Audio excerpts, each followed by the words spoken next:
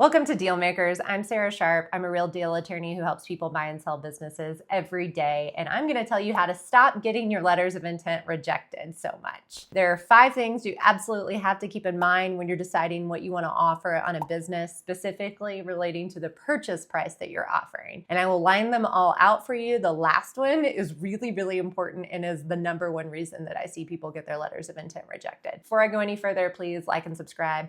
It helps a lot if you engage in this content. And while you're at it, go check out dealacademy.org for some classes and courses so that you can become the expert on letters of intent or any part of buying a business. So I created an acronym for this. Let's say you found a business, you want to buy it. This is how you're going to remember how to figure out and what to consider before you settle on a purchase price. The acronym is MAFIA because nobody knows how to do business better than the MAFIA, the original small business folks. So, number 1, market. What's the demand? So is it a buyer's market? Is it a seller's market? Is it really hot right now in whatever industry you're looking at? It used to be really easy to pick up like coin laundry and things like that. Those are now inundated. The market it's a seller's game there now. So what is the market? What are the pressures? What negotiating capital do you have relative to the other side right now? Sometimes it changes seasonally. As you know, I do a lot of accounting practices. So it's a real seller's market usually in May, and it's a total buyer's market by December. So, what is the market? How strong is your offer going to be relative to the other offers that are going to be received? That's M. The A in MAFIA is adjusted EBITDA. So you want to adjust your EBITDA or consider it seller discretionary earnings, the profit of the business. And it's going to look a little bit different based on whether you're going to be owning and operating the business or you're going to be hiring a replacement owner operator. So if you are going to be hiring a replacement owner operator, this giant profit that you're seeing might need to be reduced because you might want to take into account that you're going to have to hire somebody who can do as much as an owner operator was doing, and that will compress your profit. So that compresses your debt service coverage ratio, and also takes a little bit longer to get to the profitable area that you're looking to. So consider that adjusted EBITDA. Then you get to F, which is relative. It's related to adjusted EBITDA, but quite separate. Financing realities. So you do not, oh my gosh, don't do this. Do not offer a purchase price that you can't actually support. And that's something I see every day because people will look at the market and say, this is a phenomenal target. I can't wait. So many other people are going to be giving offers on this. And they'll look at the listing and see what's requested and they'll offer that without any consideration for whether they can back it up. So unless you have that cash that you also then want to spend on this particular thing, you need to, before you make an offer, before you put that letter of intent in, before you settle on a purchase price, check with your plan. How are you going to finance it? A lot of folks are going to go conventional loan. That's fine, but check and make sure that you can do it. Even if it's a HELOC, even if it's part cash, do not think that you're going to get 100% seller finance deal unless that market demand is nil, because seller finance deals are a pipe dream for the most part. So unless you can con somebody into a seller finance deal because they've never seen the light of day and don't know how the internet works, you're going to be stuck with having to pay cash, which nobody does, raise a round of investment from friends and family, which is fine, but takes additional time and is weird, or just other investor pools like a classic search funder. That's okay, but same thing. You've got to do all of these and you're tripling your deals that you're running simultaneously because you've got deals going that way and deals going this way and your deal with a bank. Or, a lot of my businesses who are buying are going to use a 7(a) loan. So they're going to be dealing with a SBA, hopefully SBA preferred lender. Because if you go with like another bank that just really has a great relationship with you and has one guy who does SBA loans, then you're going to find that they're going to have to send it out to the government to get underwritten, and it's going to take a ton of additional time. So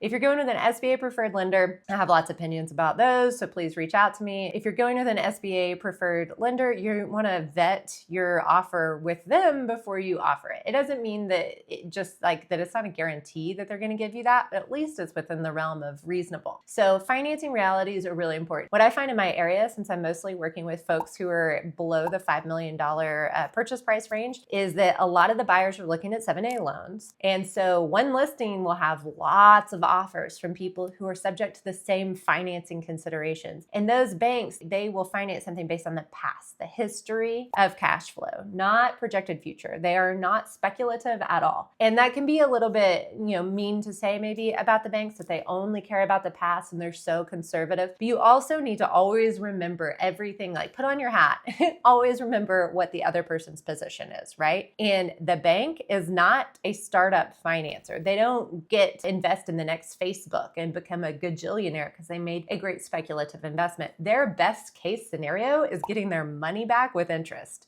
So they're not motivated to, invest in a bunch of things that are not likely to pan out. They're going to be conservative. Of course, that's the bank. That's a 7A loan. But if that's the case, then you're not going to be able to maybe compete with all cash or with private equity or with crazy multiples and lots of like conventional loan seller finance, investor money, rollover equity type of deals. So just pick a lane, figure out your purchase price, figure out, what the financing limit is, what that ceiling is. And you may find that there's a target that receives a lot of offers that are exactly the same because they've all talked to the same bank and they realize the same ceiling. On the other side of that, I have had the same target and I've had multiple buyers talk to the same bank and even the same banker about the same target based on the same information result in completely different offers because people do different things with the information the bank gives them. For instance, a bank might say, oh, wow, that's really high for that multiple, but it's technically doable. It's just at the top end. And when that happens, several buyers might hear, ooh, that's too high. I'm not going to offer that. Whereas one buyer might hear, cool, so you're saying there's a chance and go for it. Even within those same financing restrictions, your ultimate purchase price offer might look different person to person. So that's M, market demand, A, adjusted EBITDA, F, financing realities, I, industry multiple. So, I hope this isn't the first time you're hearing about the term industry multiple. If you're on this channel, pick up books, read a book or two,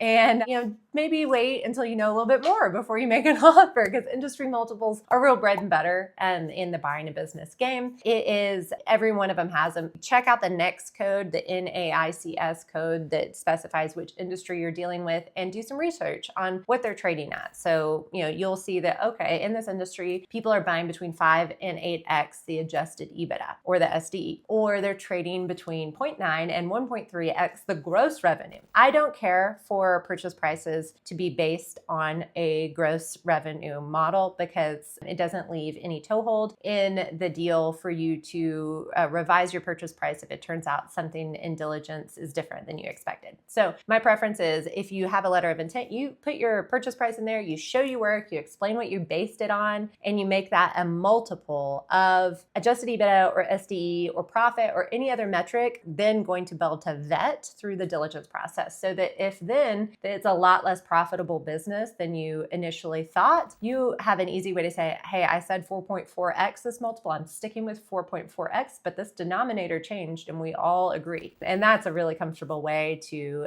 provide a level of dynamicness to your purchase price. So figure out what your industry multiple is and try to tie that to the adjusted EBITDA in light of your financing concerns. But have we spelled MAFIA? No, we still have an A, and it's the very most important thing that is going to absolutely have people rejecting your letters of intent right and left and wasting a lot of time if you forget it. Oh yeah, I should tell you the most important thing. It is the asking price. So if you write your letter of intent without considering what the seller of this business actually wants, it's going to get rejected. And that's not just the purchase price. Don't waste your time putting an offer in if the asking price is completely astronomical and way far and apart from what your offer is. First of all, just don't waste your time. If the asking price and what you're offering are similar, you've done all this diligence, you've checked out the market demand, you've done your adjusted EBITDA and your financing considerations and your industry multiple, and you've done a bunch of research and you've come to a conclusion and you want to put together an offer, you need to make sure that you are also addressing what the seller cares about. What their asking price is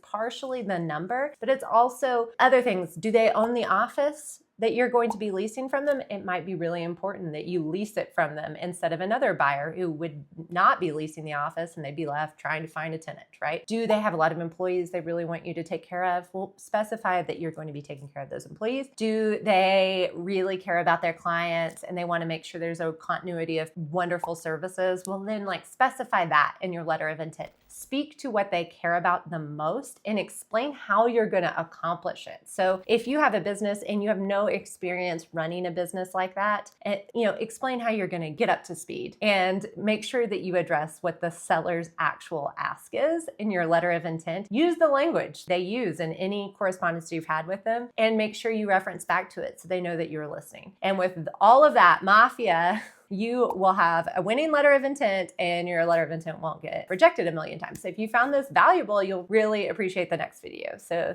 stay tuned.